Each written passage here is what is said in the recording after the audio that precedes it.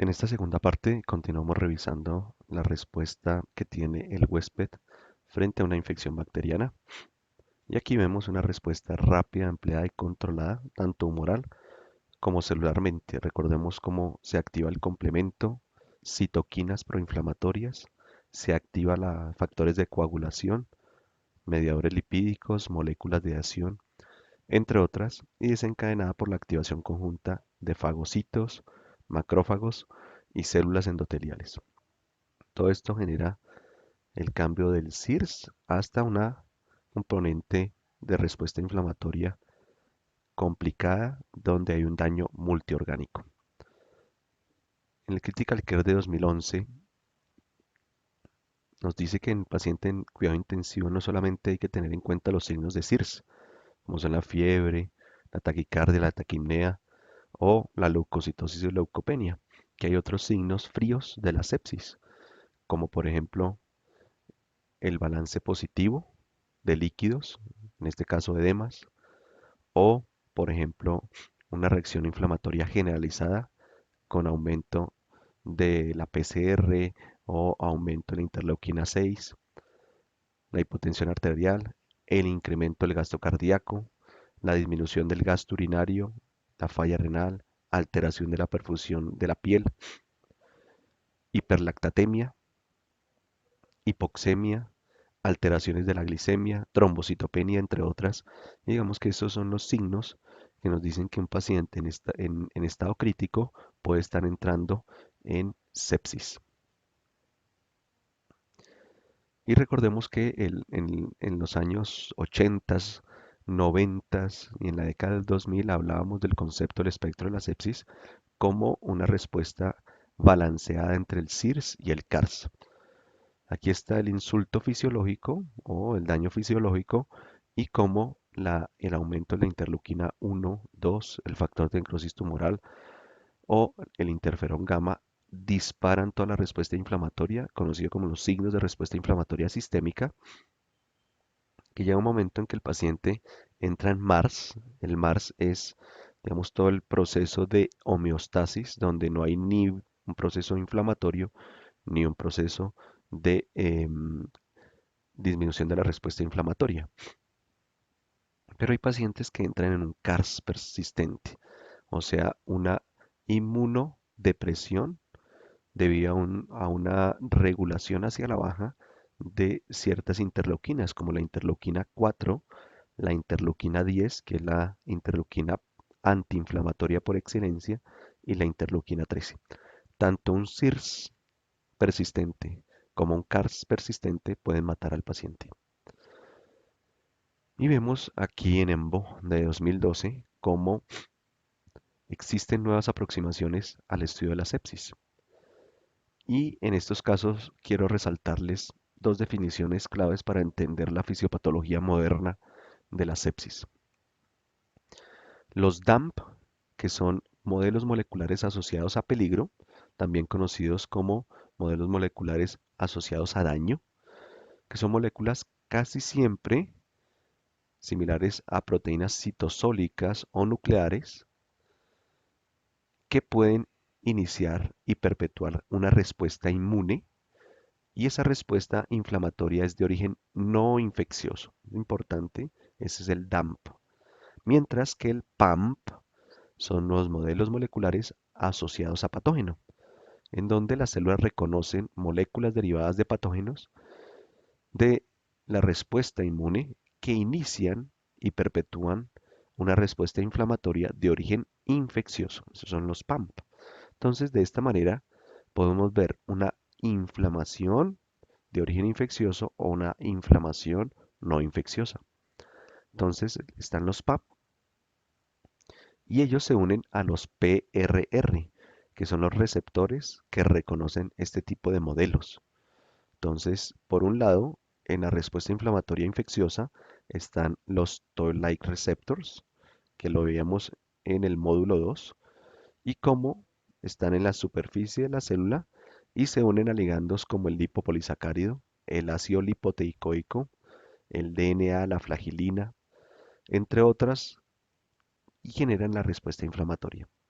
Mientras que los DAMP, casi siempre son endógenos, se unen a este tipo de receptores, receptores de reconocimiento de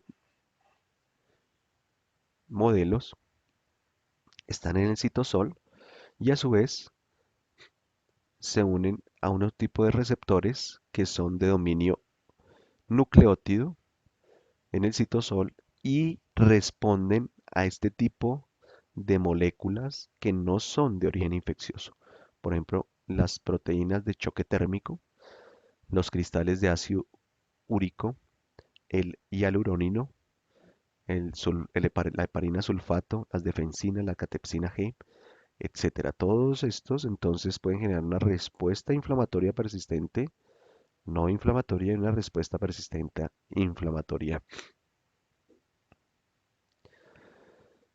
Y finalmente, como paciente en sepsis incrementa sus niveles de especies reactivas de oxígeno, presenta SIRS o signos de respuesta inflamatoria sistémica por todas esas citoquinas proinflamatorias, se elevan estos niveles de integrinas, ICAM y BCAM, sobre las células endoteliales, se aumentan los niveles de receptores de quimoquinas sobre los polimorfos nucleares, por ejemplo los neutrófilos, incrementa la adición de los polimorfos nucleares, los monocitos, los linfocitos sobre las células endoteliales, aumenta la emigración de esos polimorfos, monocitos y linfocitos hacia el tejido y se genera finalmente una acumulación de leucocitos en el tejido, una respuesta inflamatoria persistente en el tejido. Secundario a eso, hay un daño del tejido y cuando son múltiples, pues un daño multiorgánico y esto lo que ocasiona es la muerte. Entonces, lo interesante es poder inmunomodular esta respuesta inflamatoria para que el paciente responda adecuadamente. Entonces, nuevamente, esto aparece en Virulence en 2014, en enero de este año en Virulence. Nos dice algo similar a lo que mencionábamos anteriormente, una respuesta mediada por PAMS, que es de tipo infeccioso, y una respuesta mediada por DAMPS, que es de tipo estéril, no infeccioso, y sin embargo, las dos pueden generar o una respuesta proinflamatoria o una respuesta inmunosupresora que puede conducir a la muerte del paciente en estado séptico, de acuerdo con los receptores de reconocimiento de cada uno de estos modelos.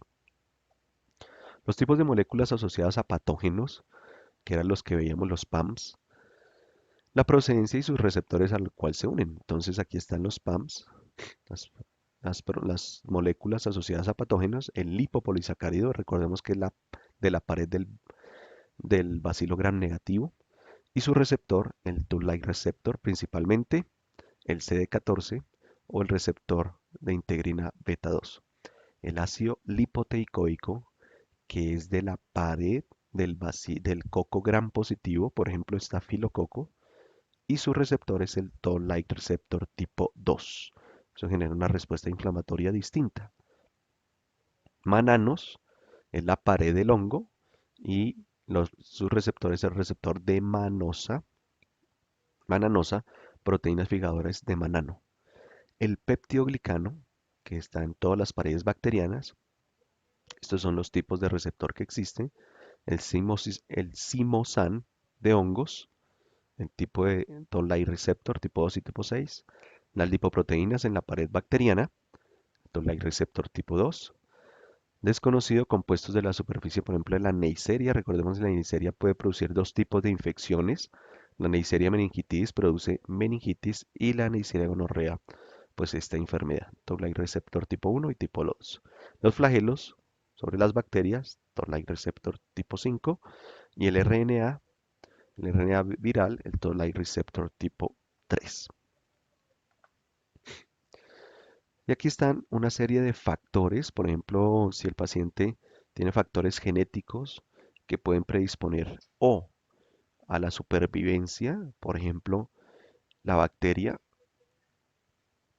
es reconocida y destruida por un polimorfo nuclear, el paciente puede no generar signos de respuesta inflamatoria sistémica, se mantiene estable y sobrevive.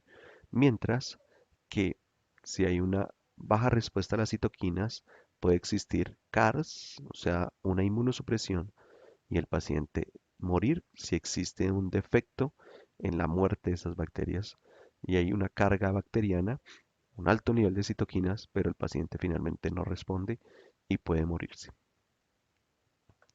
Aquí están los tipos de Toll-like receptor, entonces al lipopolisacárido y al ácido lipoteicoico, gram negativos, gram positivos, Toll-like receptor tipo 2, y cada uno genera una respuesta inflamatoria distinta. Una respuesta tipo 1, una respuesta tipo 2.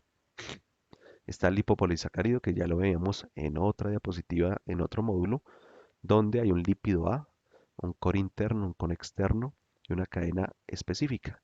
Esta es de alta variabilidad, esta es de muy baja variabilidad. Y esta es la membrana bacteriana y aquí está todo el lipopolisacárido de la bacteria gram negativa.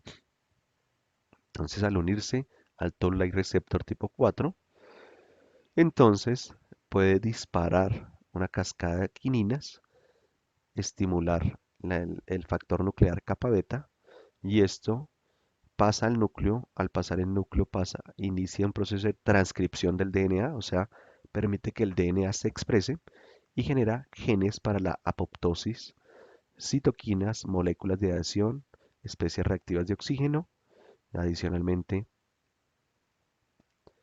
quimoquinas, que lo que generan es un aumento de la respuesta inflamatoria. Recordemos que este Toll-like receptor lo tienen monocitos, granulocitos y linfocitos.